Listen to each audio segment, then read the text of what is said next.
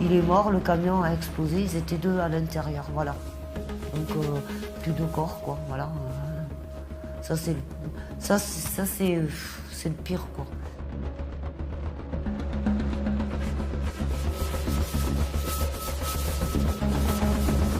La haine a du bon. Je prêche la haine quand c'est nécessaire. Et j'aime Allah. Les jeunes dont la personnalité n'est pas encore affirmée ont tendance à chercher des réponses catégoriques. Maintenant ou jamais, noir ou blanc, sans intermédiaire possible. Ces jeunes peuvent alors se laisser entraîner.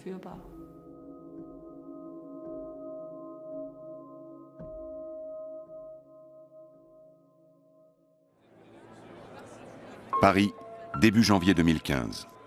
Des millions de personnes sont en deuil. Quelques jours plus tôt, le magazine satirique Charlie Hebdo a été la cible de terroristes islamistes. Le surlendemain, un supermarché Kasher était visé. 17 personnes au total ont trouvé la mort. Charlie Hebdo avait à plusieurs reprises publié des caricatures du prophète Mahomet. Mais d'où provient cette forme de terreur? Que dit le Coran au sujet de la violence et de la paix?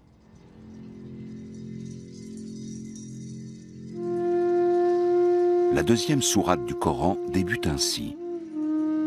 Voici le livre, il ne renferme aucun doute. Il est une direction pour ceux qui craignent Dieu. Pour environ 1/5 de l'humanité, le Coran, livre sacré de l'islam, est un guide, la voie pour mener une vie de paix. Musulmans conservateurs, radicaux ou modérés se réfèrent au Coran, un texte chargé de des termes comme l'islamisme, le djihadisme ou encore le salafisme, inconnus il y a quelques années encore, sont récemment devenus anxiogènes. Le salafisme est une variante de l'islamisme, souvent qualifiée d'islamisme traditionnel. Ce qui distingue les salafistes des islamistes, c'est qu'ils prônent un retour à l'enseignement du prophète et au mode de vie des pieux prédécesseurs, appelés salaf as-salih en arabe, d'où le terme salafiste. Les pieux prédécesseurs désignent les 3 premières générations de musulmans, à commencer par celle du prophète Mahomet. L'Arabie saoudite, berceau idéologique du salafisme, passe aussi pour le principal exportateur de cette doctrine. Le salafisme naît d'un mouvement réformateur initié par des penseurs musulmans qui veulent réformer l'islam en le lavant de toutes les innovations non autorisées. Seul le Coran et les actes et paroles du prophète Mahomet doivent être suivis à la lettre. Un retour à l'islam des origines. En dépit de la référence au prophète et au 7e siècle, le salafisme est une mouvance très récente. Cette réaction au mode de vie moderne touche l'Europe, mais aussi le monde arabe et l'Asie du Sud. Les salafistes représentent une faible minorité des musulmans. Le salafisme est constitué de 3 courants principaux, les quiétistes, non violents mais sectaires, les activistes politiques et les djihadistes, militants et violents. Leur interprétation figée du Coran est critiquée par beaucoup d'autres musulmans. Le Coran est un corpus millénaire, ce dont il faut impérativement tenir compte. Si vous passez outre 1400 ans de tradition et isolez un verset ou un passage de n'importe quel texte, vous trouverez des propos susceptibles d'enflammer les esprits, comme cogner la tête des bébés contre les murs. On trouve aussi ce genre de formule choc dans la Bible. Sortir une phrase de son contexte sans comprendre ce contexte, cela peut vous entraîner sur la mauvaise voie. Deswegen sagen wir, sagt, es gibt keine Gottheit außer Allah und ihr werdet Erfolg haben. Pierre Vogel, alias Abu Hamza, est le salafiste le plus connu d'Allemagne. Depuis 2006, ce prédicateur vedette s'est investi d'une mission. Il sillonne le pays pour appeler à l'islam. Après sa conversion à l'âge de 22 ans, il passe 1 an et demi dans une université de la Mecque. Aujourd'hui, il enregistre des CD et est omniprésent dans beaucoup de vidéos salafistes diffusées sur Internet. Partout où il passe, ses prêches attirent les foules. En d'autres termes, il propage la parole d'Allah. J'appelle ça de l'islam instantané, une soupe sans consistance.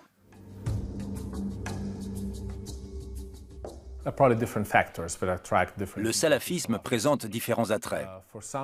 Certaines personnes y trouvent une ligne de conduite, des réponses claires à tous les aspects de leur vie, à tous leurs questionnements. C'est une idéologie très simple, où tout est blanc ou noir, qui organise la vie d'un individu dans ses moindres détails, ce qui séduit certaines personnes. Le salafisme prétend détenir la vérité. S'il apporte des réponses claires, le salafisme procure aussi et surtout le sentiment d'appartenir à une communauté.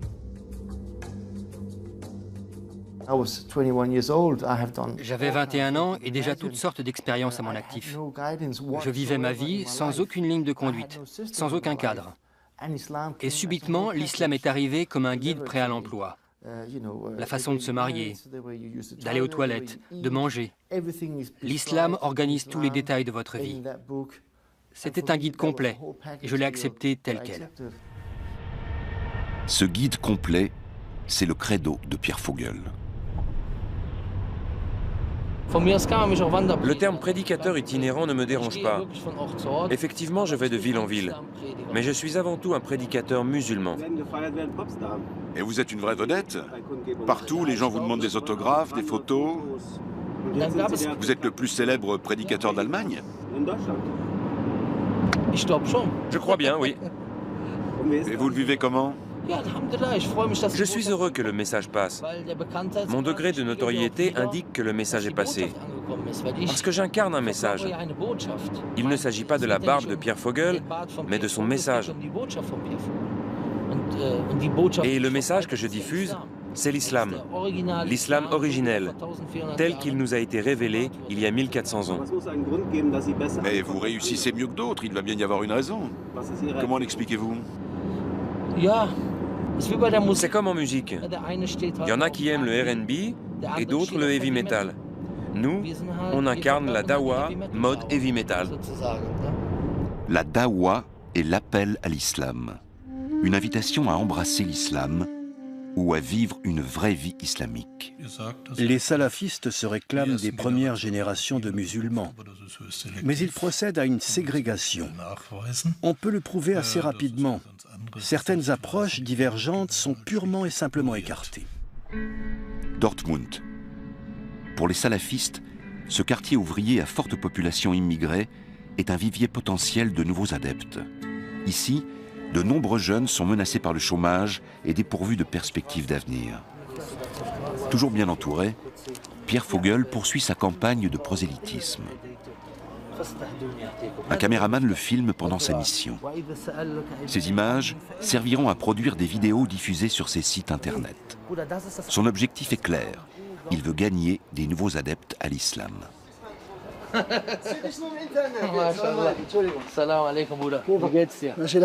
ما شاء الله من اين انت؟ جزائر. جزائر ما شاء الله. قول ايش بنو فوتوا من الديام ان شاء الله بصالسو ايش صار ما يليم ان شاء الله اشتاء بفدي. السلام عليكم. السلام ورحمه الله وبركاته. كيف حالك اخي؟ الحمد لله. وين انت؟ من البانا. البانا ما شاء الله. بتكون فرس. حبيبي ما شاء الله تبارك الله.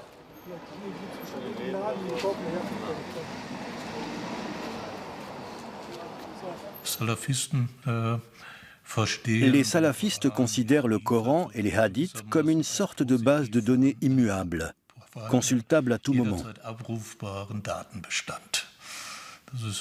En cela, ils sont en totale rupture avec la notion de réflexion inhérente à l'islam. Les hadiths sont les recueils des actes et paroles de Mahomet. Autant de notions qui échappent souvent à l'auditoire de Pierre Vogel. Une des difficultés majeures, c'est que notre société ne sait plus grand-chose au sujet des religions. Elle est comme frappée d'analphabétisme religieux. Et je ne parle pas là de notre piété perdue. Même les agnostiques ont besoin, de nos jours, d'avoir connaissance de certains contenus théologiques. Salam alaikum, wie geht's euch? Alles klar, woher kommt ihr? Aus welchem Land? ماروكو لاباس عليك؟ صحة لاباس؟ كل شيء بخير؟ ما شاء الله. كيف الصلوات معك؟ إن شاء الله يا حبيبي هذا مهم جدا. الصلوات مهمة جدا. Bruder, die Gebete, die sind ganz wichtig, ganz wichtig. guck mal. Die erste Frage, die Leute, die werden in der Hölle gefragt, in Sotul Mudathir, Ma salakakum fi sakar. Was hat dich in die Hölle geworfen? Erste Antwort, Lam nakum minal musallin. Wir gehören nicht zum Beten. Deswegen halt dran fest, Und wenn das dir schwer fällt, ich meine, du bist noch jung, wie alt bist du? Ich bin schon 11, ich werde 12. 11, Maschallah, du bist aber groß, ne? Dann, inshallah. Ich wünsche euch was. Kann ich ein Foto mit ihm machen? Klar, ja, du sowieso. Inshallah. Nous voulons convaincre les gens que l'islam est la vérité pour qu'ils échappent à l'enfer avec la permission d'Allah. Parce que nous sommes persuadés que c'est la voie du paradis. Le prédicateur salafiste essaie donc de remettre sur le droit chemin les musulmans qui s'écartent du Coran. Jazakallahu khairan, wafaqakillah, adkhalakillahu al-Jannah. Machen Sie bitte für mich ein bisschen Dua, dass ich auch auf einem guten Weg auch komme auf den Islam. Ich bin auch selber Muslim, meine Eltern sind auch Muslims und will ich auch gerne ein Kopftuch tragen. Aber bis daher komme ich immer noch nicht klar. Mir selber, ich vertraue mich nicht, auch ein Kopftuch zu tragen. Ich habe ja sehr ein sauberes Herz. Ich bete auch 5-mal am Tag, aber gerade Kopftuch, ich habe ja nicht geschafft. Une vaste campagne de distribution gratuite du Coran a été initiée en Allemagne en 2011 par le prédicateur Ibrahim Abou-Naji. Pierre Vogel y apporte son soutien actif, avec le concours bénévole de certains sympathisants. Wir haben ja immer so eine Welle gefahren. Jede 15 Minuten kommen Züge und jede 15 Minuten kommt immer so ein Haufen. Und wie sind die Reaktionen so? Haben die unterschiedlichste Reaktionen? Freundlich mehr oder? Überwiegend freundlicher. L'association LI se prétend essentiellement financée par des dons allemands.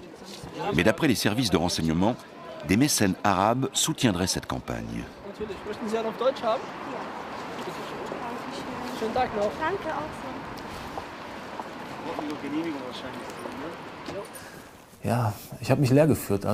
Je me sentais vide, et ça durait depuis des années. J'étais sans repère, sans ligne de conduite pour organiser ma vie. Et puis un jour, un collègue marocain m'a dit « Prends ce DVD, c'est un musulman allemand.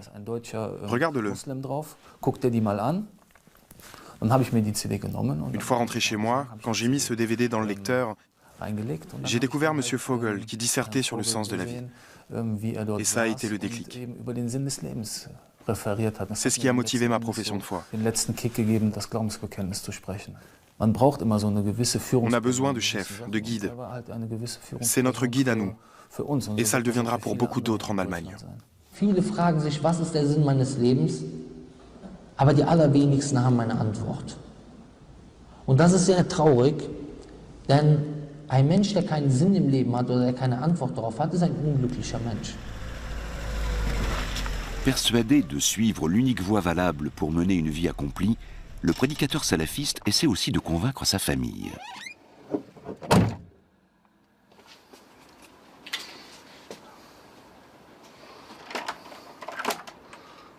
Du bist aber schnell. Hi Oma, alles klar. Hi, mein Schatz. Ja. Alles klar. Ja. Pierre Vogel est né en 1978 à Frechen, près de Cologne. Baptisé protestant, il fait sa scolarité dans une école catholique. Après son baccalauréat et son service militaire, il devient champion de boxe amateur, puis s'engage dans une carrière de boxeur professionnel. Depuis sa conversion, c'est pour sa vision de l'islam qu'il combat. Votre petit-fils essaie depuis des années de vous convertir à l'islam? Oui, c'est vrai. Mais il n'a pas encore réussi. Non, et il ne réussira jamais. Je suis protestante. Ma foi a guidé ma naissance, mon baptême et mon mariage. Je ne veux pas en changer. Il peut réussir beaucoup de choses, mais pas ça. Inch'Allah. Inch'Allah, on verra bien. Non, non, sûrement pas. Mais vous essaierez? Bien sûr. Jusqu'au dernier souffle. Mais tu ne réussiras pas, je peux te l'assurer.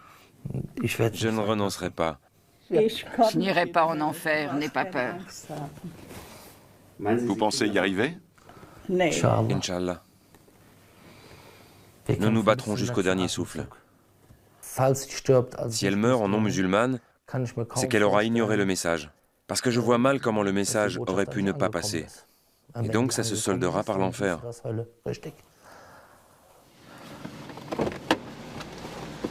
Pierre Vogel et son entourage vivent dans deux mondes antinomiques. Au travers de leur foi, ils prônent un retour à l'islam des origines, et donc au 7e siècle.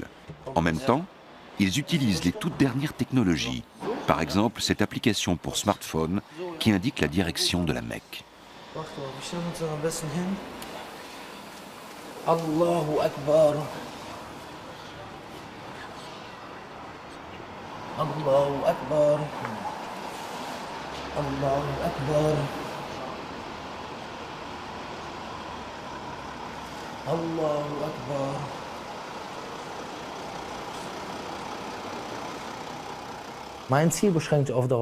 Je me borne à appeler les gens à l'islam. Mon but n'est pas d'instaurer la charia. Évidemment, je ne suis pas contre la charia, bien au contraire. Nous pensons que la charia est la meilleure loi au service de l'objectif suprême, accéder au paradis. Mais ça ne signifie pas que j'y aspire activement. Nous pensons aussi qu'un chef musulman a pour devoir d'appliquer la charia, quand il le peut. Certaines municipalités ont essayé d'interdire les rassemblements orchestrés par Pierre Vogel. En vain, faute de déclarations répréhensibles. Aux côtés de Pierre Vogel paraît souvent une autre figure du salafisme allemand, le converti Sven Lau, qui le seconde dans sa mission de prosélytisme. Les meetings de Pierre Vogel se déroulent sous la surveillance des services de sécurité allemands.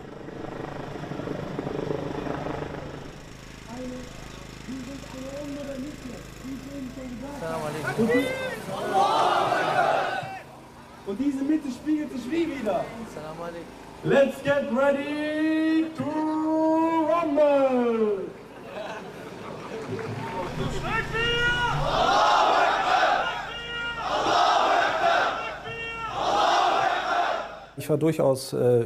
J'ai été surpris par les images de ce meeting de Pierre Vogel, qui passe d'ordinaire pour le tenant d'un islam traditionnel, pour un prédicateur qui ne préconise pas la violence terroriste.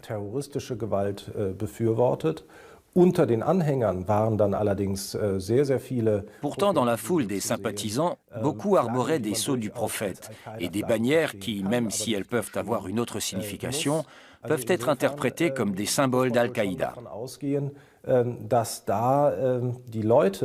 On peut supposer que ces gens ont une autre vision de Pierre Vogel.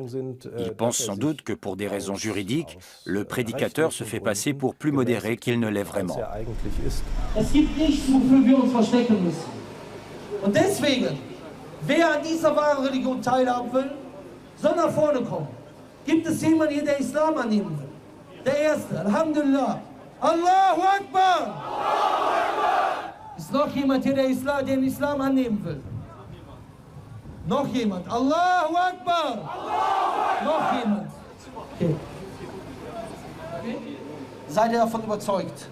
Wollt ihr jetzt ein neues Leben beginnen? Ja. Wenn ihr das jetzt sagt, mit der Absicht, den Islam anzunehmen, dann werden inshallah alle eure Sünden vergeben. Okay? Soll ich sagen, pass auf, ihr sagt das erstmal auf Deutsch und danach sage ich es nochmal auf Arabisch vor, ja? Also ich bezeuge, dass niemand das Recht hat, angebetet zu werden außer Allah. Und ich bezeuge, dass Mohammed der Gesandte Allahs ist. Ashhadu an la ilaha illallah wa ashhadu anna Muhammadan Rasulullah.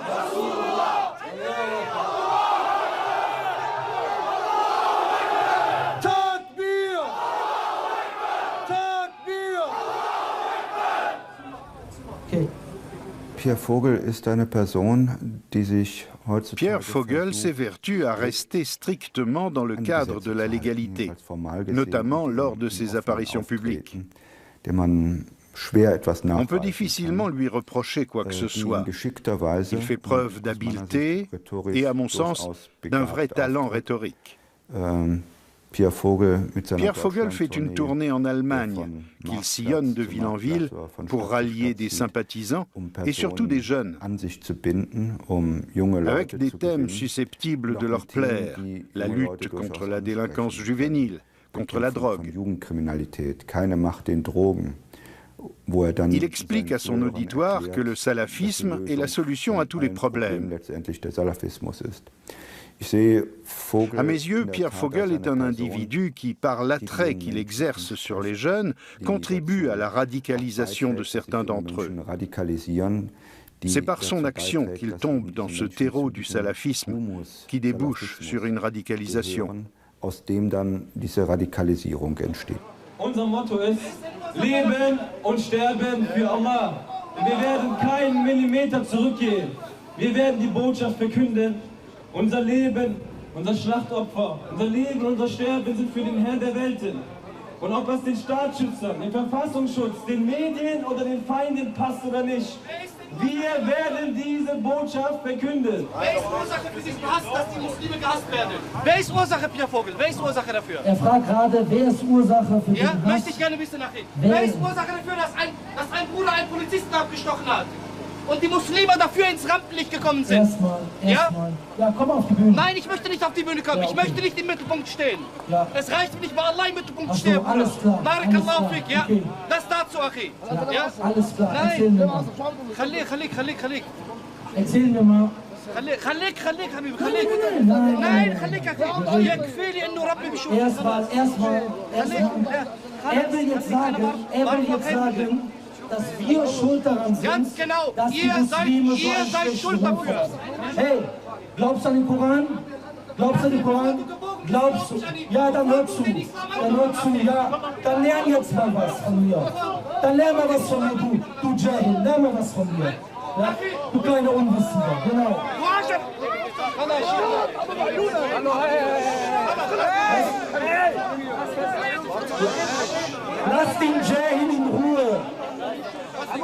Lass den Jahil in Ruhe. So. Was? Ja? So, pass auf. Ich erzähle euch jetzt mal was. Weil wir werden nicht gehasst, weil wir den Islam falsch darstellen, sondern wir den Islam richtig darstellen, weil das ein Zeichen ist von denjenigen, die in die Hölle gehen, wie ich eben gesagt habe, in Sure 43, Vers 77 und 78. Und wer ein Problem hat, soll zu mir kommen, soll sagen, guck mal, Punkt 1, Punkt 2, Punkt 3, Punkt 4. Das heißt, wir ziehen uns so einen Schuh nicht an. Ja? Und möge Allah denjenigen, der das behauptet, recht leiten oder noch in dieser Nacht vernichten.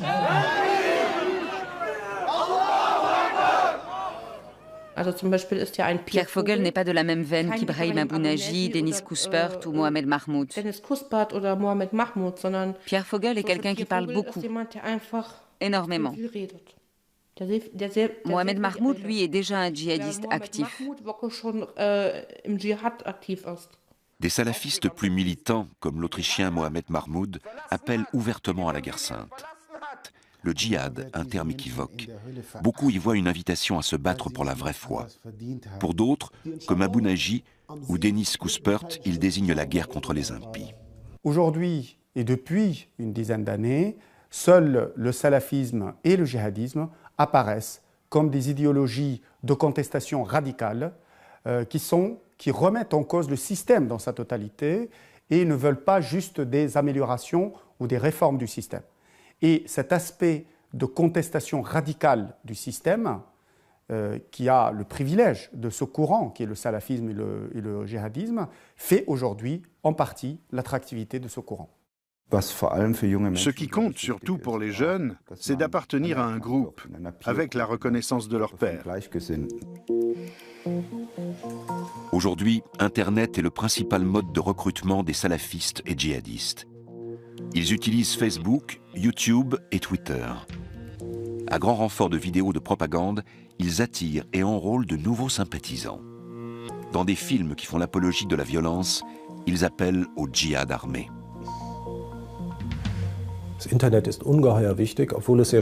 Internet joue un rôle capital, même s'il est difficile d'établir des liens de causalité.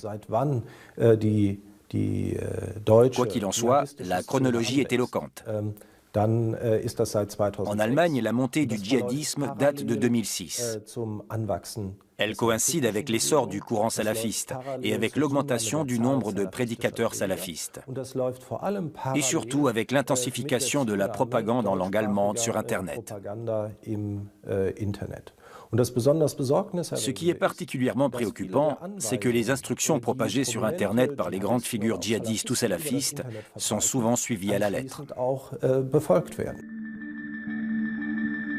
À une époque, Steffi aurait été prête, elle aussi, à partir au djihad. Elle a été approchée via Facebook par l'association salafiste militante Milatou Ibrahim, la communauté d'Abraham, une organisation interdite en 2012 pour apologie de la violence. C'était même devenu une sorte de compétition. C'était à qui trouverait une formule choc ou posterait la vidéo la plus détonnante. Il y avait des questions comme comment faire partie du groupe Milatou Ibrahim, comment être accepté, qu'est-ce que je dois faire pour ça. Aujourd'hui, Steffi a tourné le dos au réseau salafiste. Elle travaille pour un service d'information et de lutte contre la radicalisation. Les vidéos de propagande sont très dangereuses, surtout les nashids. Leur but, c'est de jouer à fond la carte de l'émotion. Les nashids sont des poèmes musicaux chantés en arabe. Et dans ces vidéos, ils sont accompagnés de sous-titres extrêmement suggestifs.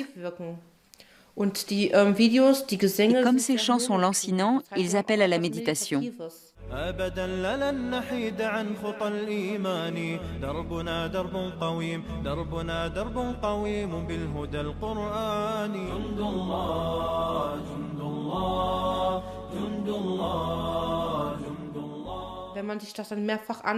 Après plusieurs visionnages ou écoutes, le message s'enracine. Moi, j'en étais arrivée au point d'avoir sur mon MP3 plus d'une centaine de nashids que j'écoutais chaque jour et que je chantais aussi. Je me suis même mise à en écrire. Ces chants ont un pouvoir d'attraction incroyable et une très profonde influence sur toi. Les prédicateurs savent exactement comment s'y prendre, surtout en jouant avec les sentiments.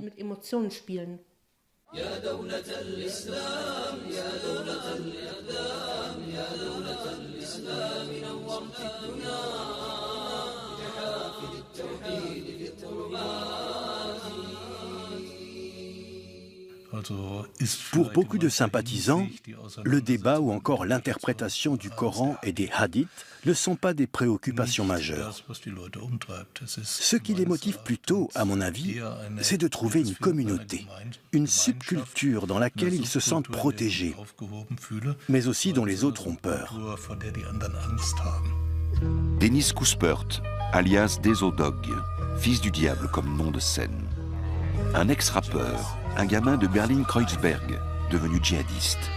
Willkommen in meiner Welt voll Hass und Blut. Ich schreibe Zeit für meine Kinder und das mit Blut. In einer Welt, wo man nicht mehr weiß, was der nächste Tag bringt. Kinderseelen weinen leise, wenn der schwarze Engel singt. Willkommen in meiner Welt voll Hass und Blut. Ich schreibe Zeit für meine Kinder und das mit Blut. In einer Welt, wo man nicht mehr weiß, was der nächste Tag bringt. Kinderseelen weinen leise, wenn der schwarze Engel singt. Dennis Kuspert joue un rôle fondamental dans le djihadisme allemand. Dschihadismus, muss man wohl schon sagen. Il a convaincu énormément de jeunes de se demander au moins une fois si le salafisme ne pouvait pas constituer une alternative séduisante, un projet de vie différent. Dennis Kuspert war vor allem deshalb Son influence, Dennis Kuspert, la doit surtout à sa notoriété en tant que rappeur. Beaucoup de gens ont vu cet homme renoncer à la vie qu'il avait menée jusque-là pour devenir salafiste et promouvoir cette cause, cette mouvance salafiste, en interprétant des hymnes, les fameux nashids. Auch für diese Sache zu werben.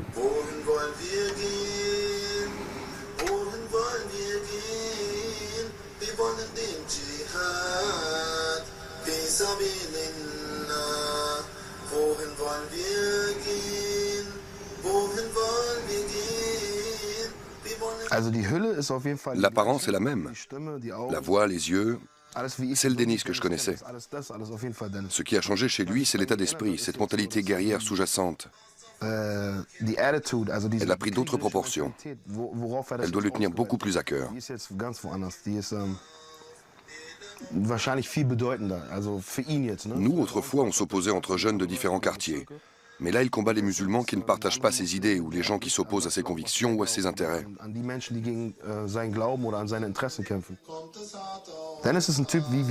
Denis, c'est un mec comme nous. Nous aussi, on s'interrogeait sur notre place, notre appartenance, surtout en tant que jeune métis ou noir de Berlin, qui ne pouvait pas s'appuyer sur cette communauté familiale des pays du Sud. Sans tous ses cousins, frères, oncles. Et puis on a une mère allemande ou à moitié allemande et un père soldat américain qui était diabolisé par nos copains. Bei unseren Freunden.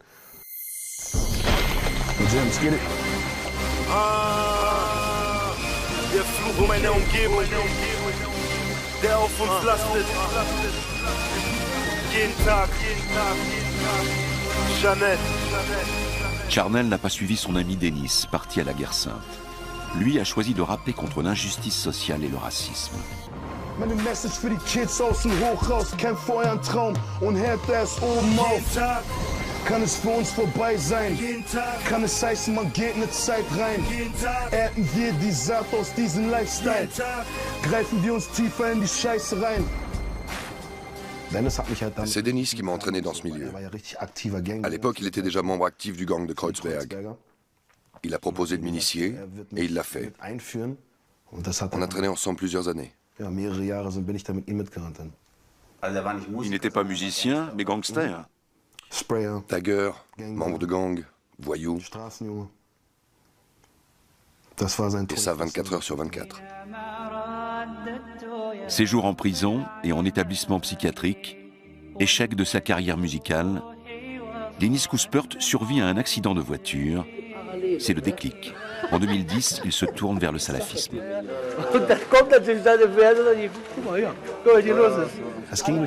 À Berlin, tout le monde parlait d'une vidéo. Faut que tu vois ça sur le net. Il est avec Pierre Vogel, tu le connais? À l'époque, ce nom ne me disait rien. On m'a prévenu. Il est grave, ce mec. Faut faire gaffe. Et moi, mais à quoi? Eh ben, c'est un de ces islamistes, mais en plus radical.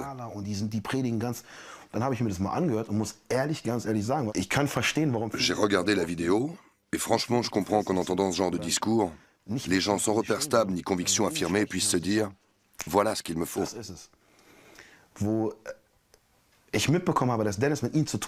J'ai été bluffé en voyant Denis avec lui. Parce qu'on sentait que le courant passait entre ces deux-là. Ich komme dann in deine Stadt, wo du mit deinen Jugendlichen bist zum Beispiel. Oder wenn du zum Beispiel ein Treffen hast, wo viele Jugendlichen von der Straße kommen, dass ich dann auf einmal auch da erscheine. Nee, deswegen, Bruder, ich finde das sehr gut. Ich gebe dir auch auf jeden Fall meine Telefonnummer. Ja. Ich gebe dir auch von mir und dann... dass wir in Kontakt bleiben und dann kann man... Ich bin sehr oft dort unten in Köln. Falls du da bist, dann treffen wir uns. À la base, on ne cherche rien de spécial. C'est juste qu'on constate un manque. Et on va essayer de combler ce manque en fréquentant certains milieux. Parce qu'on y sent une forme de reconnaissance dont on est privé à la maison ou à l'école. Mais cette reconnaissance, elle se mérite. À un moment, ça s'est détraqué dans sa tête. Parce qu'on l'avait mal exploité.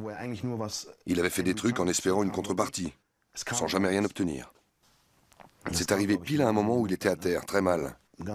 Plus de rap, plus le droit de voir son fils. Son fils, c'était sa raison de vivre. Il a son nom tatoué là. Puis ça se dégradait avec sa famille, les copains d'avant, tout. Après tout ce que j'ai fait pour vous, vous me lâchez tous? Arrivé à un certain âge, ses idéaux, ses raisons de vivre, tout était un échec. Vers quoi se tourner? Et ce truc-là est arrivé.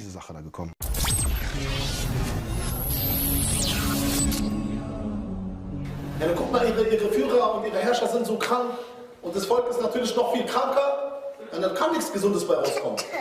Wir sind die Medizin, der Islam ist die Medizin. Die Scharia ist die Medizin gegen die Krankheit, Demokratie und Integration und diese westliche Ideologie. Und deswegen rufe ich zu La ilaha illallah Muhammad Rasulullah auf. Tawhid, Manhaj, Dschihad, Alhamdulillah. Und das werde ich machen, bis ich sterbe. Quand on tient des discours du genre « ça peut pas durer, mec », je comprends ta colère, je sais pourquoi tu es furax.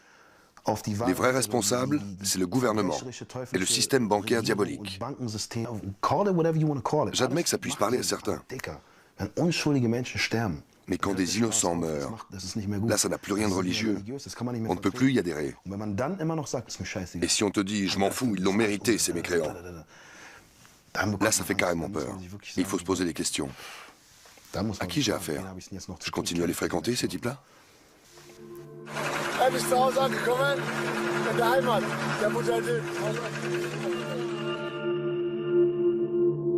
Depuis 2013, Deniz Kuzpert a rejoint les rangs de l'organisation État islamique en Syrie.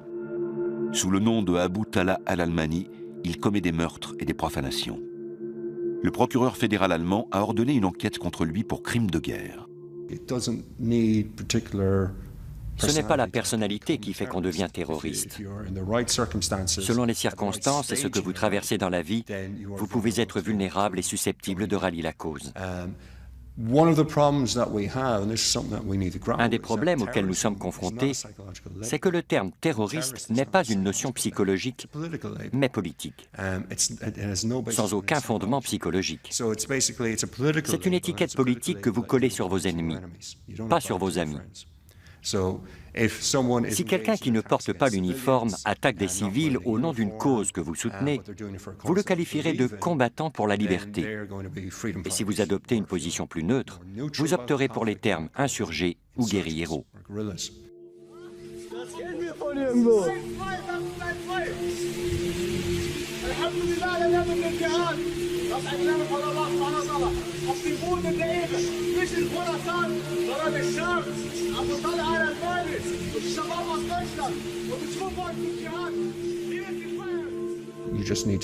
L'histoire du XXe siècle en apporte la preuve. On peut pousser une nation entière à commettre des actes abjects si l'on manœuvre habilement. Cela ne signifie pas pour autant que cette nation est mauvaise. Non, on peut amener des gens normaux à commettre des horreurs. Selon l'Office fédéral pour la protection de la Constitution, environ 600 Allemands seraient partis combattre en Syrie.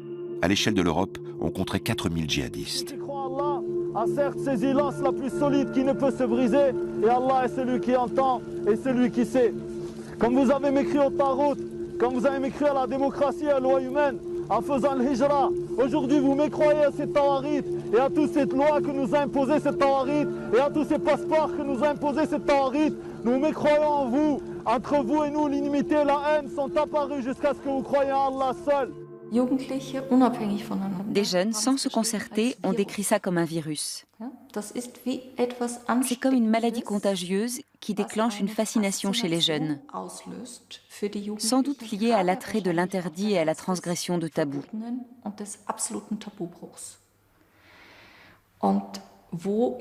Il se crée un effet d'aspiration qui est comparable au mode de fonctionnement des sectes.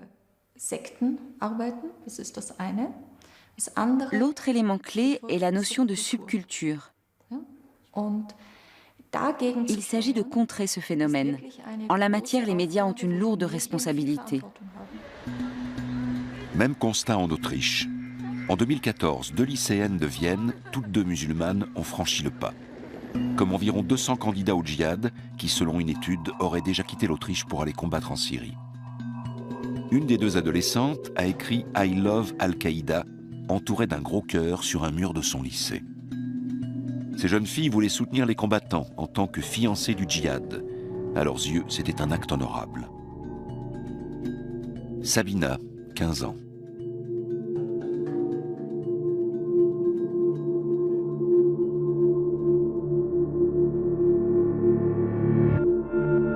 Et Samra, 16 ans. Elles ont commencé par opter pour le port du voile intégral, à la surprise de leurs camarades de classe. Et finalement, elles sont parties ensemble pour la Syrie. Comme elles, de nombreuses femmes décident de partir pour les zones de combat du Proche-Orient. attirés par l'image romantique d'une vie aux côtés de combattants venus du monde entier. Pour la plupart d'entre elles, la réalité s'avère cruelle. En décembre 2014, le Comité contre le terrorisme du Conseil de sécurité des Nations Unies a fourni l'information suivante. Une des 2 adolescentes a été tuée au combat, l'autre a disparu. Parmi leurs camarades de classe et leurs professeurs, c'est la stupeur. Comment ont-elles pu renoncer à leurs attaches en Autriche au profit de l'horreur de la guerre? Au début, j'ai même pensé à une mauvaise plaisanterie qu'elle aurait voulu jouer à quelqu'un du genre « Maintenant, faites-vous du souci pour moi ». Je ne voulais pas admettre la vérité. Ça m'affectait trop profondément. J'étais bouleversée qu'une toute jeune fille, dont j'avais été l'enseignante, entreprenne une chose pareille sans avoir connaissance de la situation dans ces pays. Elle ignore qui se bat contre qui. Rien que pour ça, moi, je n'irai pas là-bas. C'est la preuve de sa naïveté. Elle s'est laissée entraîner là-dedans. Franchement, quand je regarde ça, j'en suis bouleversée.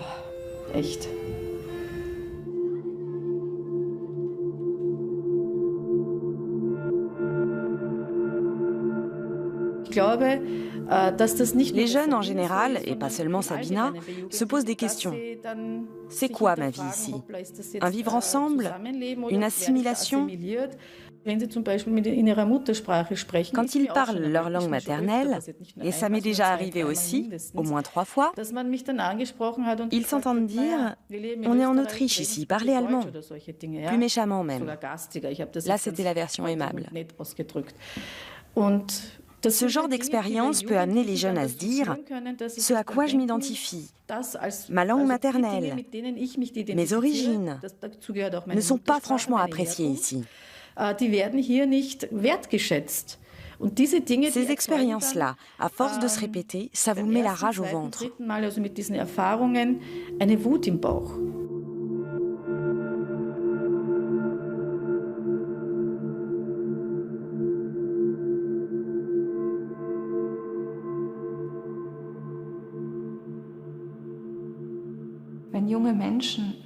L'absence de perspective d'avenir aux yeux des jeunes peut générer une immense frustration. Et ces enjôleurs en tirent profit. Ce sont des virtuoses de la manipulation. Ils excellent dans l'art de démultiplier cette frustration avec leurs discours fallacieux. Regardez, vous êtes des victimes. Regardez le monde, l'Irak, l'Afghanistan, ou encore le massacre de Srebrenica. Regardez comment on traite les musulmans. Est-ce qu'il n'est pas temps qu'on résiste? Est-ce qu'il n'est pas temps qu'on se défende? Qu'on tape du poing sur la table? Eh bien, c'est toi qu'on attendait. C'est toi, tu es l'élu. Tu es avec nous maintenant. Vient ensuite l'édulcoration religieuse.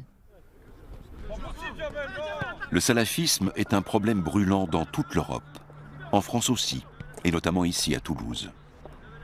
Dominique Bon habite les Isards, un quartier sensible au nord-est de la ville. Dans ces rues, Dominique Bon a vu son fils Nicolas jouer au foot. C'est ici qu'il a découvert la vie. Mais c'est ici aussi qu'il s'est converti un jour à l'islam. Dominique n'est pas croyante, ce qui donnait lieu à des discussions régulières avec son fils à propos de la religion.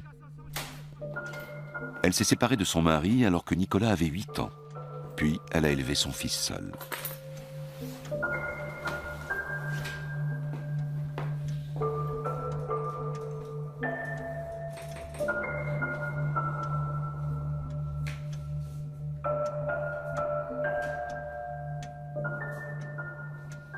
Il parlait surtout du Coran.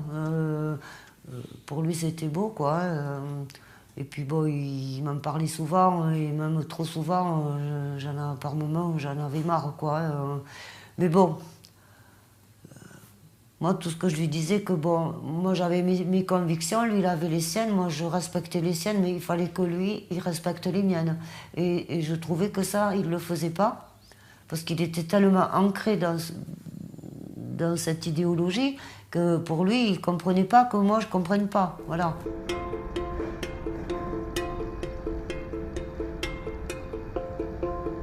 Hassan était l'un des amis de Nicolas. Ils ont grandi ensemble aux Izards, dans la banlieue de Toulouse. Ici, environ 42% des jeunes sont au chômage.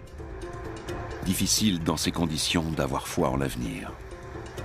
La ghettoisation renforce la détresse sociale de nombreux jeunes.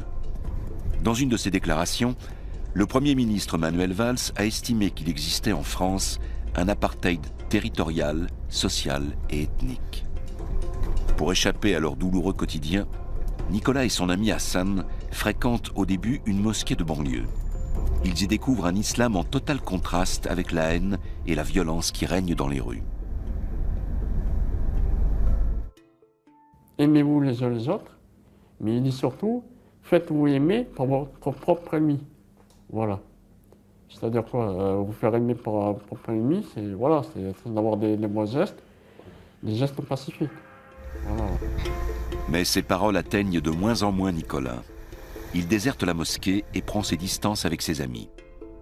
Via des vidéos de propagande sur Internet, il commence à se radicaliser et prie désormais dans une mosquée d'arrière-cour. Dans un premier temps, sa mère ne voit dans son comportement qu'un regain de piété. Jusqu'à ce qu'elle remarque enfin tardivement que pour Nicolas, il ne semble plus rien exister en dehors de l'islam. Moi, je lui disais, mais Nicolas, il n'y a pas que la religion. Tu as un avenir, t'es jeune, il faut... Stabilise-toi, rencontre quelqu'un, travaille. De toute façon, elle me disait, travailler, on est exploité ici, enfin tout ça. Je lui dis, de toute façon, tout le monde le sait, on n'a pas le choix, quoi. On est obligé quand même forcément de passer par là, même si nous aussi on est révoltés. Moi je lui disais, moi aussi, je ne suis pas d'accord avec tout ce qui se passe. Pourquoi les jeunes se réfugient-ils dans ce monde de faux-semblants religieux? Les raisons sont multiples. La quête désespérée d'un sens à sa vie, la volonté d'échapper à la criminalité et à la toxicomanie, la rébellion contre la génération de leurs parents et contre toute forme de hiérarchie. Et finalement, la rupture avec un monde fait de distractions superficielles, la quête de spiritualité.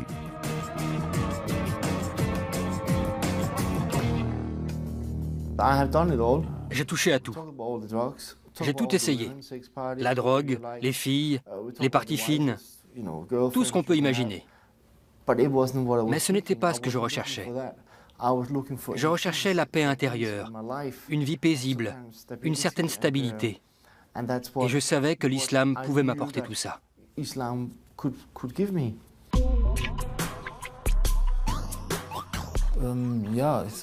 J'ai même sombré dans la délinquance. Je prenais de la drogue.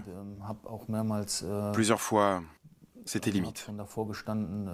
En fait, j'ai failli mourir d'une overdose. Je ne me droguais pas régulièrement, mais ça a failli être la fois de trop. Et là, j'ai demandé à Allah de m'aider. Je lui ai répété, « S'il te plaît, mon Dieu, aide-moi. » Avant, j'avais l'impression que mon cœur pouvait lâcher d'un instant à l'autre. Mais dès que j'ai prononcé cette prière, cette sensation a disparu. Le salafisme peut procurer à certains une stabilité et des repères. Une foi très canalisée, présentée comme la voie la plus juste pour échapper à l'addiction et à la déchéance sociale. Morten Storm cherchait lui aussi son équilibre intérieur. Converti à l'islam à l'âge de 20 ans, ce Danois se radicalise et devient prêcheur de haine à travers toute l'Europe. Actif dans les réseaux djihadistes, il entre bientôt en contact avec les plus hautes sphères d'Al-Qaïda.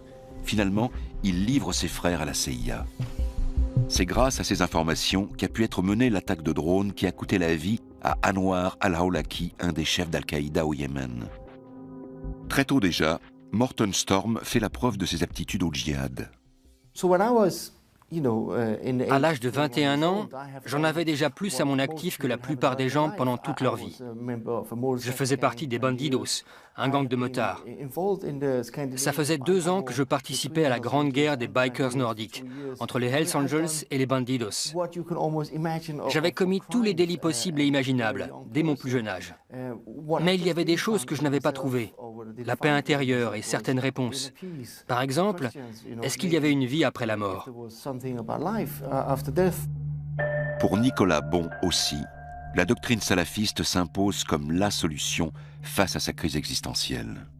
Puis un jour, je l'ai attrapé dans la chambre avec un copain en train de rouler un joint. Et ben, j'ai tout pris et je l'ai mis dans les toilettes et j'ai tiré la chasse, voilà. Et bon, là, il n'a rien dit. Hein. Et puis après, j'ai fait intervenir quelqu'un pour qu'il lui explique les dangers de la drogue. Il a passé 1 heure avec lui à discuter, ça s'est très bien passé. Mais il le fallait parce que j'avais peur quand même que ça dérive, quoi. Voilà. Déjà, il voulait arrêter de fumer la cigarette et de fumer le cannabis. Puis je pense qu'il s'est retrouvé là-dedans. Qui lui en a parlé, j'en sais rien. Mais en tout cas, je le voyais changer, quoi. La mère de Nicolas ne perçoit pas les signes de sa radicalisation. Il se prépare en secret, bien décidé à aller combattre en Syrie aux côtés de ses frères pour l'organisation État islamique. Même Hassan ne se doute pas que son ami est prêt à partir faire la guerre. Lui, quand il me parlait, il disait quand il me parlait de la Syrie, ça lui faisait de la peine, de voir des musulmans s'entretuer. Mais moi, j'avais déjà entendu parler des 2 Français qui sont partis en Syrie. Et là, comme moi, tout ce qui est information, je ne regarde pas trop. C'est surtout sur YouTube. Quand j'ai vu les images, et j'avais du mal à y croire. Même moi, quand j'ai regardé les images, parce que j'aime bien regarder YouTube, et c'est quand j'ai vu les 2. Accompagné de son demi-frère Jean-Daniel, Nicolas part pour le djihad pour soutenir le groupe terroriste État islamique. Son enthousiasme religieux se mue bientôt en revendications politiques sur Internet. Pour finir, je voudrais passer un message à Monsieur François Hollande. Ô François Hollande, convertis-toi à l'islam. Sauve ton âme du feu de l'enfer. Et désavoue-toi de tes alliés juifs et américains. Retire les troupes du Mali. Arrête de combattre les musulmans. Arrête de combattre l'islam. Vous voulez combattre Allah, mais Allah il est le plus grand. Allah il est le plus grand. Vous êtes tout petit. On a trouvé la vidéo là-dessus.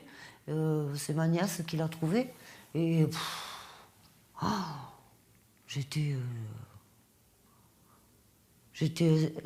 estomaquée d'entendre ce qu'il disait, quoi. Parce que bon, ça allait trop loin, quoi. Voilà, ça allait trop loin. Après, bon, il a appelé ses frères musulmans de France de venir le rejoindre. Bon, mais ça, je veux bien, quoi. Mais bon, ce qui a fait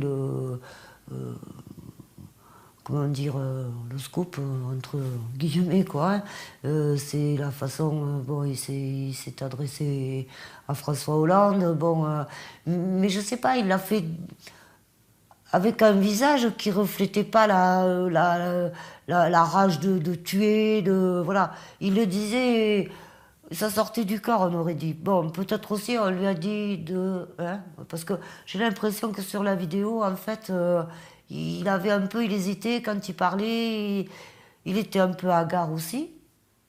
Alors peut-être que là-bas, il leur file des trucs aussi pour qu'ils soient plus eux, quoi, voilà.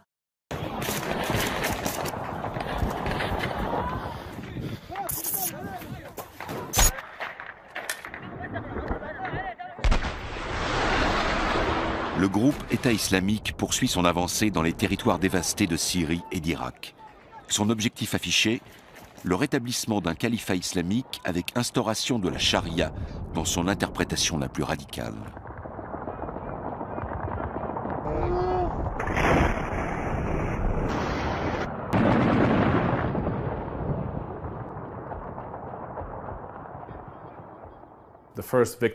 Les premières victimes du terrorisme djihadiste sont des musulmans qui ont une lecture différente de l'islam.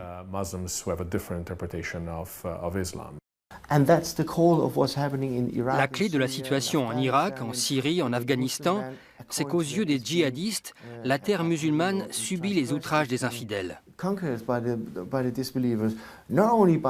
Les forces occidentales et leurs alliés ne sont pas seuls en cause.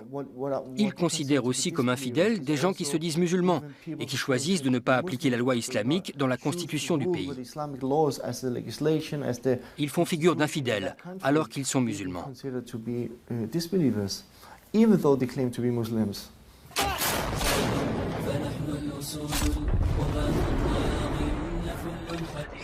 Les combattants de l'organisation État islamique posent en héros dans des vidéos habilement mises en scène. Une propagande ciblée sur l'émotion qui joue sur une héroïsation poussée à outrance. L'objectif est double: recruter de nouveaux combattants et en même temps propager sur le Proche-Orient la terreur face à la puissance de l'organisation.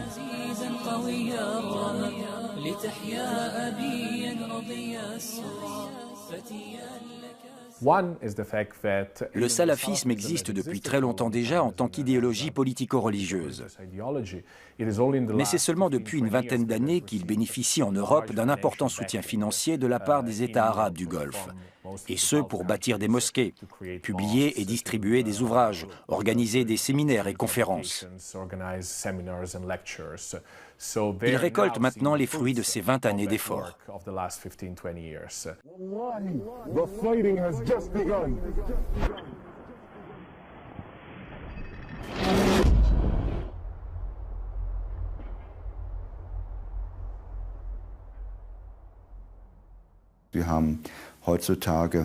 Aujourd'hui, la mouvance salafiste constitue le terreau fertile qui permet la prolifération de la culture djihadiste.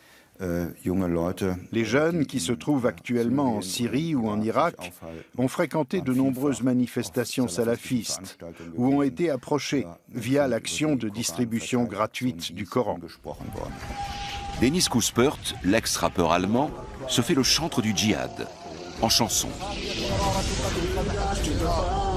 Holt euch euren Sieg, Brüder, steht doch auf, holt euch euren Sieg. Hayya, hayya, hayya al-Jihad, hayya, hayya, hayya al-Jihad.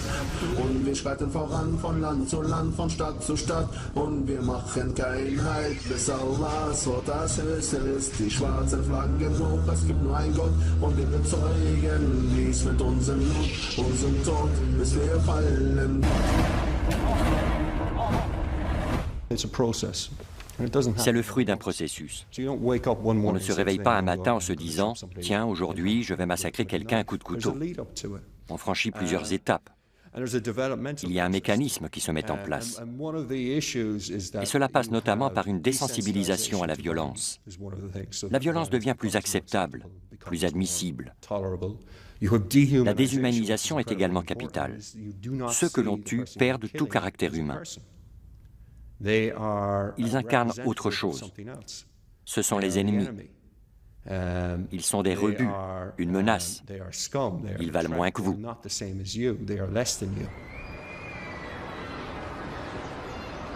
Paris. C'est ici que vit le photoreporter Pierre Torres. En 2013, il part en Syrie avec des confrères journalistes pour témoigner sur le terrain des atrocités de la guerre. Ça, c'est un bombardement qui avait eu lieu, je crois que c'est la maison du maire, c'est une ambulance qui avait été tapée.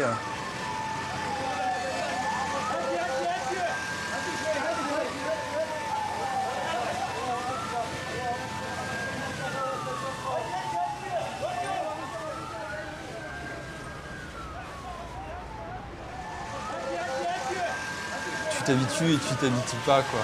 Ça te fera toujours peur. Et je me souviens que un matin, il était 6 h du matin et il y a eu une explosion et alors les rideaux ont volé, absolument tout s'est mis à trembler et évidemment toutes les voitures se sont mis à... Enfin, toutes les alarmes se sont déclenchées.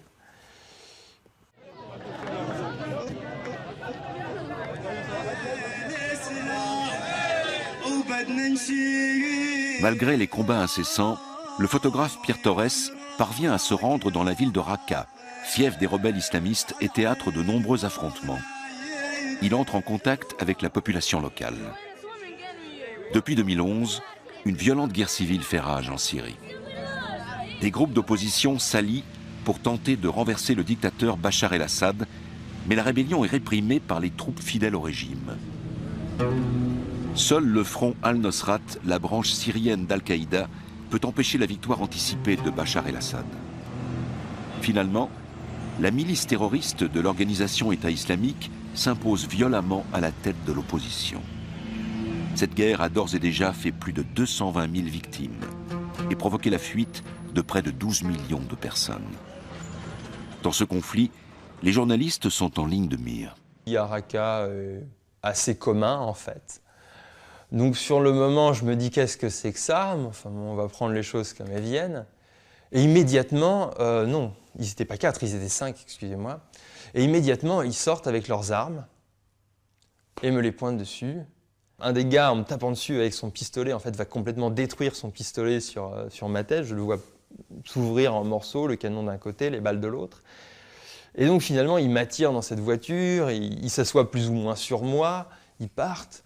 Et bon, plus tard, dans mon premier interrogatoire, j'ai un moudjahidine anglophone parfait, que je ne vois pas parce que j'ai les yeux bandés, mais qui me dit tu as été enlevé par Al-Qaïda en Irak et en Syrie. Est-ce que tu penses que c'est plutôt une bonne nouvelle? Il me pose cette question-là. Depuis l'intervention de l'organisation État islamique dans cette guerre, les journalistes et humanitaires étrangers sont systématiquement menacés d'enlèvement. Le groupe terroriste peut ainsi exiger d'importantes rançons auprès des gouvernements occidentaux et utiliser ces enlèvements à des fins de propagande. Les otages sont exécutés devant les caméras afin de répandre la peur et la terreur. Pierre Torres, lui aussi, s'est senti menacé. Après, effectivement, on a été en groupe. Un groupe qui n'a fait que s'agrandir au fur et à mesure que des journalistes étaient capturés, des journalistes et des travailleurs humanitaires. Pierre Torres a eu la chance d'être libéré alors qu'il était entre les mains du bourreau Djihadi John. D'autres n'ont pas survécu.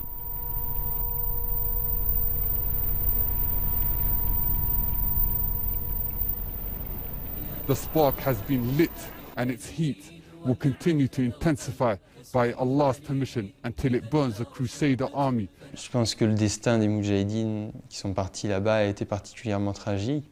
Dès le début, on leur a fait comprendre que ça serait très dur. On a pris l'un d'entre eux, on l'a tué devant les autres, on a dit oui, lui c'était un espion, il a désobéi, etc. Voilà, ils arrivent en Syrie et la première chose qu'ils font, c'est torturer des civils musulmans. J'ai fait la da'wa auprès de mes proches et alhamdoulilah, Allah il a guidé mon frère, alhamdoulilah, un cadeau d'Allah, Allahu Akbar. Et un an après moi, mon frère il a accepté l'islam. Quand je voyais son frère à côté de lui, j'ai vu son expression, j'ai reconnu son expression qui, pour moi, il disait qu'est-ce que je fous là? On le voit à travers son regard, il n'a rien à faire là. En août 2013, Jean Daniel, le demi-frère de Nicolas, meurt au front dans les environs d'Alep. Mais le moral et la combativité de Nicolas ne s'en ressentent pas. Il est toujours convaincu de lutter pour la juste cause. J'ai eu Nicolas, il était triste, ça c'est sûr quoi. Et bon, puis bon, on n'en a pas trop parlé quand même, voilà. Quand je lui ai dit comment tu te sens, que j'étais triste et tout ça, je lui ai dit quand même. Hein. Et je lui ai dit, mais qu'est-ce que tu vas faire maintenant? Tu es tout seul. Il m'a dit non, je ne suis pas seul. Il y a mes frères avec moi. Enfin bon, bref. Et après, bon, quelques temps après, je lui ai redemandé s'il pensait toujours à son petit frère et tout ça. Il m'a dit, maman, il est au paradis, il est heureux et c'est ce qu'il voulait, quoi. Dernier préparatif d'un acte criminel, l'amorçage de l'explosif en vue d'un attentat-suicide. La mort en martyr est l'une des voies du paradis. Nicolas Bon est l'un de ceux qui suivent cette voie. Au volant d'un camion piégé, transformé en bombe roulante, il entraîne avec lui de nombreuses personnes dans la mort.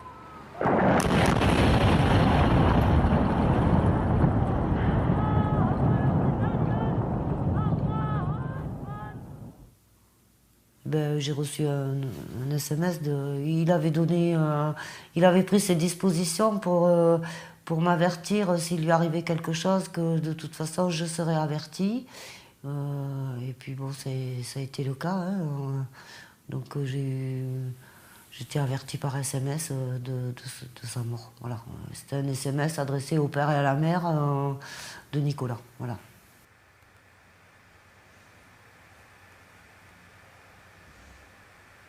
De retour des zones de conflit, les djihadistes constituent une menace pour la sécurité. Même leur incarcération peut présenter des dangers incalculables. Les prisons pourraient-elles devenir des filières de recrutement pour les salafistes et les djihadistes? Pour l'instant, aucune ligne politique européenne commune ne se dessine quant à la conduite à tenir avec les djihadistes de retour. Faut-il les incarcérer ou travailler à leur réinsertion dans la société en leur apportant un soutien social, psychologique et religieux? Parce que la religion telle qu'elle est perçue, telle qu'elle est pensée par ces mouvements radicaux, c'est quelque chose qui donne des repères très forts, une certitude de soi qui permet de se projeter et de retrouver une fierté de soi-même, alors que au bout d'une existence qui a mené à la prison, quand vous êtes en prison, vous avez en général perdu l'estime de vous-même, donc vous avez besoin d'un groupe de soutien, qui peut être un groupe de soutien d'autres criminels, etc. Nombreux sont ceux qui, en prison, trouvent une nouvelle orientation à leur vie. Condamné pour 4 tentatives de meurtre, l'ancien terroriste d'extrême gauche Bernhard Falk a passé 13 ans derrière les barreaux. Converti à l'islam radical pendant sa détention, il a adapté ses idéaux politiques à ceux du salafisme. Partisan de l'instauration d'un État islamique, il s'est aussi donné pour mission d'aider les islamistes incarcérés. En mai 2012, Murat K. a agressé 2 policiers à coups de couteau. Ces fonctionnaires protégeaient des manifestants d'extrême droite venus exhiber des caricatures de Mahomet devant une mosquée. Murat K. a déclaré « Celui qui insulte le prophète mérite la mort ». J'entreprends ce long voyage pour faire délibérément acte de solidarité avec notre frère Murat. Murat a fait ce qu'il a fait. Pour l'islam, son acte n'est nullement répréhensible. C'est un jeune frère très sympathique qui, par son geste, a envoyé un signal. L'État l'a perçu comme tel. L'aide aux détenus a pour but d'entretenir les fantasmes de toute puissance. Les vidéos de propagande évoquent d'illustres précurseurs salafistes comme Ibn Taymiyyah, un penseur du XIIIe siècle. Ibn Taymiyyah, when they were threatening him with jail and one time they would threaten him with execution, and Ibn Taymiyyah said, "What can you do with me? My Jannah is in my heart. If you take me to jail, I will make dhikr of Allah." Nous faisons acte de résistance islamique. Cette résistance islamique sur le plan international se solde par des détentions en Allemagne. Je rends visite à ces détenus sans pour autant adhérer d'emblée à tout ce qui leur est reproché. Ma démarche découle d'un fondement de notre communauté. Si certains de nos frères sont en détention, nous devons nous occuper d'eux. Depuis septembre 2014, Bernhard Falk est sous le coup d'une enquête. Lors d'une de ses visites à un terroriste présumé, il aurait évoqué sa libération de prison. Bernhard Falk est le dernier exemple en date d'un extrémisme de gauche qui a emprunté la voie du salafisme, et peut-être même déjà du djihadisme. Bernhard Falk jouit d'une solide notoriété dans ces milieux. Dans les manifestations, il attire une foule de jeunes. Son nouveau cheval de bataille est l'aide aux détenus. Il s'agit là d'une évolution très importante. Depuis quelques années, la mouvance djihadiste dans son ensemble intensifie ses actions en faveur des détenus. Ces 2 dernières années ont été marquées par une série d'attaques fructueuses contre des prisons, qui ont contribué à la libération de milliers de djihadistes et d'insurgés. On peut établir un parallèle avec les années 70-80 et la détention des membres fondateurs de la fraction Armée Rouge. À l'époque, le soutien à ces détenus, voire leur libération, était au cœur des préoccupations. Bernhard Falk et ses compagnons veulent soutenir Murat K. lors de l'audience. Les mouvements de prosélytisme islamiste sont extrêmement actifs en prison, puisque ça permet aussi à des jeunes de dire « c'est pas ma faute, si je suis là, c'est à cause de la société qui n'a pas voulu de moi », et donc de voir dans l'islam un moyen de légitimer leur propre situation sociale. Bernhard Falk connaît précisément les limites à ne pas dépasser pour éviter de nouveaux démêlés avec la justice. Sur le plan juridique, Bernhard Falk n'a pas pu aider Murat K. Condamné à 6 ans de détention pour agression à coups de couteau, il sera expulsé en Turquie une fois sa peine achevée. L'expulsion est l'une des mesures de lutte anti-islamiste. Depuis 2014, le passeport et la carte d'identité peuvent être confisqués en cas de soupçon reposant sur des éléments concrets. Le ministère de l'Intérieur allemand table sur 260 individus dangereux dans le pays. Plus de 400 procédures d'enquête sont déjà en cours pour violences salafistes.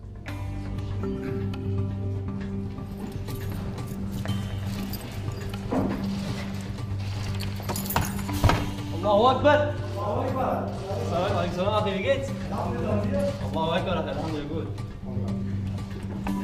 Allahu Akbar. Alhamdulillah, ja gesagt. Sieht gut aus, Akhi.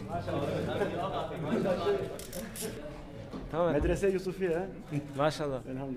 Des groupes militants et criminels ternissent l'image d'une religion aux multiples facettes. En Allemagne, des dizaines de milliers de personnes sont descendues dans les rues à l'appel de l'organisation Pegida. Dans toute l'Europe, des mouvements populistes d'extrême droite se forment en réaction à la présumée islamisation de l'Occident.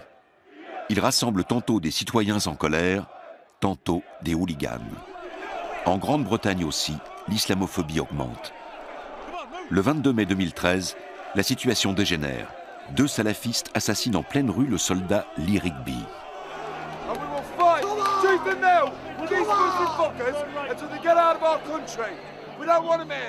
Ce drame conforte les Britanniques d'extrême droite dans leur haine généralisée de l'islam.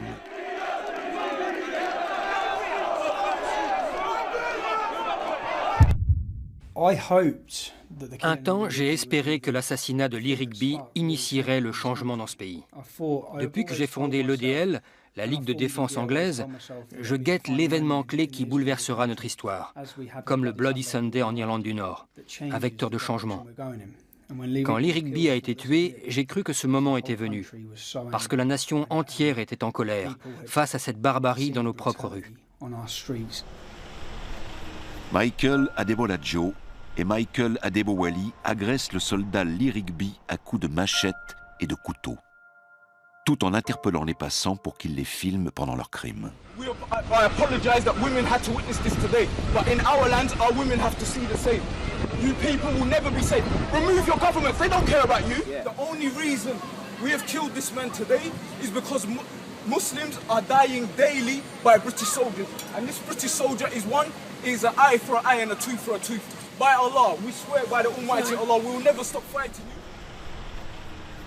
La communauté musulmane, dans sa vaste majorité, condamne cet acte, se refusant à y voir une quelconque mission divine. Musulmans et non-musulmans portent le deuil ensemble.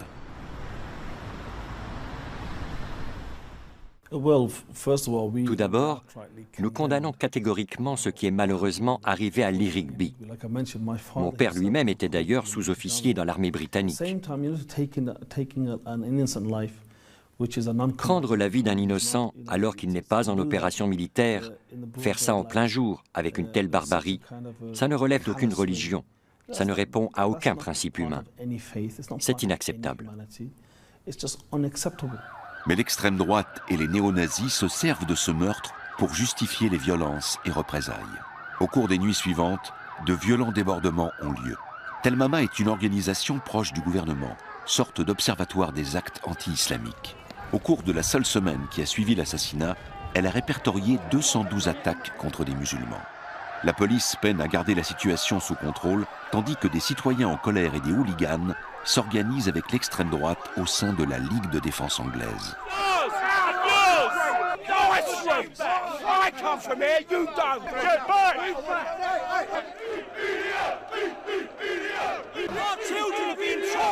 Islam is a religion of peace. Islam is not a religion of peace. Islam is fascist and it's violent and we've had enough. Admettre qu'on est en guerre, ça impliquerait d'avoir des soldats en armes devant les casernes. Or, nous sommes en guerre. Il a suffi de 10 à 15 minutes pour que Lee Rigby soit massacré. Tout ça parce que nous sommes trop faibles pour admettre que c'est la guerre. Nos ennemis sont dans la place. Leur nombre ne cesse d'augmenter. Leur expérience aussi. C'est un pays chrétien. Il serait temps de le comprendre. Notre pays, le meilleur pays au monde, repose sur notre foi chrétienne. C'est le fondement même de notre société. Britanniques de naissance, les deux assassins de Lee Rigby appartenaient à la mouvance du prédicateur radical Anjem Choudary. Figure influente du salafisme, il prône l'instauration d'un califat en Europe et aux États-Unis. Je connaissais très bien ce moudjahid, Michael Adeboladjo, de son nom de naissance. En tant que musulman, il se faisait appeler moudjahid. Lee Rigby était soldat. Il avait servi contre les musulmans, ce qui le rend coupable aux yeux des musulmans du monde entier. Il ne suffit pas d'enlever son uniforme pour redevenir une personne lambda. Si vous avez commis un crime, vous restez un criminel. Anjem Choudary passe pour dangereux. Régulièrement, il fonde des organisations islamistes qui, l'une après l'autre, tombent sous le coup des lois antiterroristes britanniques. En 2006, il a appelé à assassiner le pape Benoît XVI. Our message to all of the shops here, all of the businesses, is to fear Allah, fear God, give up the sale of alcohol, join us to command good and forbid evil. Ces gens sont confrontés au mode de vie occidental. Ils voient l'ivresse, la prostitution, la promiscuité, la toxicomanie, l'alcoolisme, la pauvreté très répandue. Ils voient l'oppression, surtout l'oppression des musulmans. Et ils en déduisent que ce modèle n'est pas adapté au genre humain. Remove yourself away from the mosque. Go away from the mosque now. Muslim patrol. Muslim patrol. Don't be allowing her to puke outside the mosque. This is Muslim area. Do you understand? Do you understand what we're saying? It's a Muslim patrol. We don't respect those who disobey God. We don't respect them. I'm so appalled. We don't care if you're appalled at all. Muslim patrol. It's Great Britain. This we don't care. It's not so Great Britain. Not so Great Britain. Do you understand? It's vigilantes like this. Vigilantes.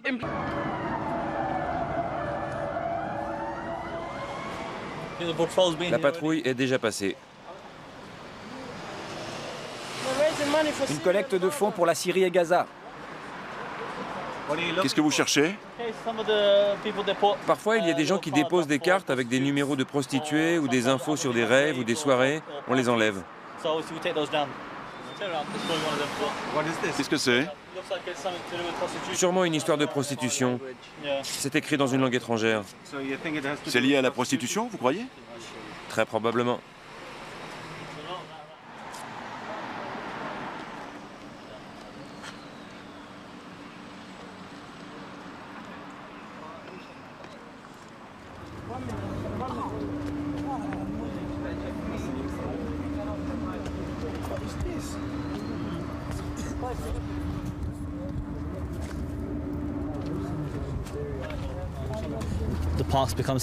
Les rues sont plus sûres pour les citoyens, hommes, femmes ou enfants, même la nuit. Et ça, c'est grâce à la patrouille de la charia. La police, elle, en est incapable. La police vous en est reconnaissante? L'ironie, c'est que pour la police, nous sommes une menace. Une menace pire que tous les dealers. Notre idéologie est une alternative au mode de vie occidental. À leurs yeux, c'est subversif. Un dealer vend de la drogue, il détruit des vies, il est impliqué dans des actes de violence. Pour eux, c'est un crime moins grand que notre foi en l'islam. Les adversaires des islamistes entendent eux aussi se faire justice eux-mêmes. Pour l'extrême droite et les milieux néo-nazis, l'assassinat de Lee Rigby est le prétexte idéal pour imposer leur propre conception de la justice. Ils multiplient les actes de violence et les attentats contre les mosquées. Cette vidéo de surveillance montre un attentat perpétré contre le centre culturel islamique de Grimsby, peu après l'assassinat de Lee Rigby. Un incendie criminel commis par 2 anciens soldats. Depuis le 11 septembre 2001, près de la moitié des 700 mosquées de Grande-Bretagne ont été la cible d'attentats terroristes. Le centre islamique Al-Harma de Muswell Hill a été totalement détruit par un incendie le 5 juin 2013.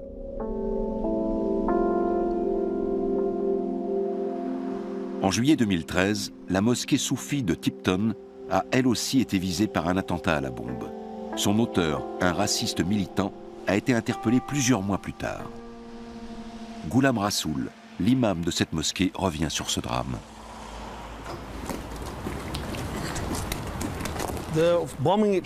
L'attentat à la bombe a eu lieu sur ce parking. Une voiture était en train de se garer à côté de ce mur. Au moment où la voiture a fait marche arrière, il y a eu un nuage de fumée et il s'est mis à pleuvoir des clous. Les clous ont été projetés à presque 60 mètres sur les murs, les fenêtres et les terrasses de ces maisons. L'objectif était de tuer, de blesser, de faire du mal. Heureusement, personne n'a été blessé. Grâce à Allah, il n'y a eu ni mort ni blessé. Mais ça partait d'une intention maléfique.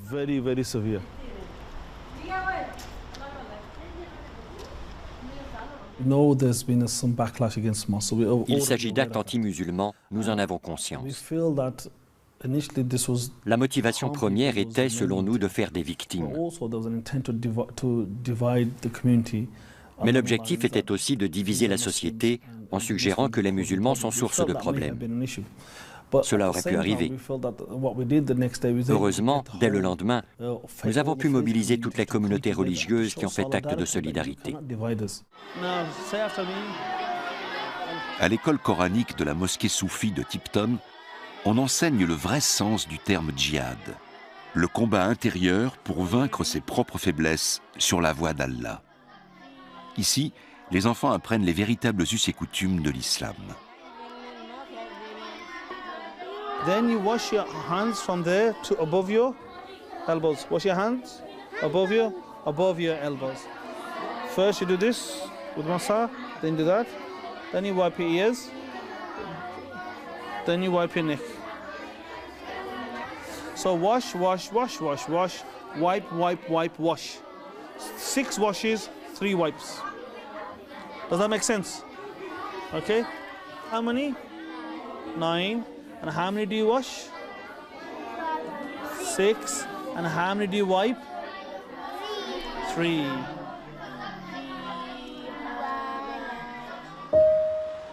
En septembre 2014, plus de 120 érudits musulmans du monde entier adressent une lettre ouverte à Abu Bakr al-Baghdadi et aux combattants et adhérents du soi-disant État islamique. Ils y énumèrent leurs fautes et condamnent leurs actes. Mais les lettrés et les hauts dignitaires ne sont pas les seuls à chercher des moyens de se démarquer des islamistes radicaux. De jeunes musulmans élèvent eux aussi la voix sur Internet. À l'automne 2014, ils proclament « Not in my name », pas en mon nom.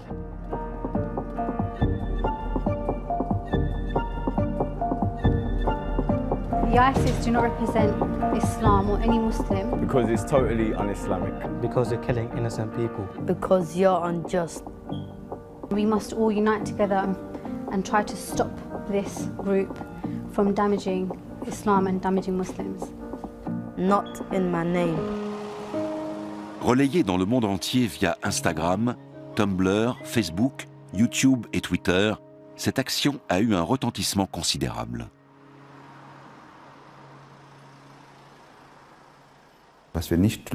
En tant que service de renseignement, nous ne pouvons résoudre les problèmes sociétaux, c'est-à-dire le fait que les jeunes adhèrent au salafisme, s'impliquent activement dans ces réseaux et se radicalisent. Pour moi, il s'agit d'un véritable problème de société auquel doivent s'attaquer ceux qui sont responsables de la jeunesse. En veillant à ce que les jeunes, notamment ceux issus de l'immigration, ne se sentent pas exclus et aient un avenir tant professionnel que personnel dans notre société, ne succombent pas à cette drogue qu'est le salafisme et ne suivent pas la voie du terrorisme. Mais l'attentat meurtrier contre Charlie Hebdo a montré que la démocratie et la liberté d'expression sont menacées par les terroristes islamistes. La plupart des hommes et femmes veulent vivre ensemble, dans la paix et la liberté, quel que soit le Dieu en lequel ils croient ou ne croient pas. Les marches républicaines des 10 et 11 janvier dernier ont rassemblé des millions de personnes. À leur côté, plus de 60 chefs d'État ont affiché leur solidarité contre la terreur. Tous ensemble, pour faire front commun contre l'idéologie djihadiste. Il y a toujours de l'espoir, bien sûr, si on retrouve de l'emploi, si on arrive à recréer un modèle social. Il est de notre devoir d'être plus investis, plus proches des jeunes. Nous devons les prendre au sérieux et être à leur écoute face à de tels signaux.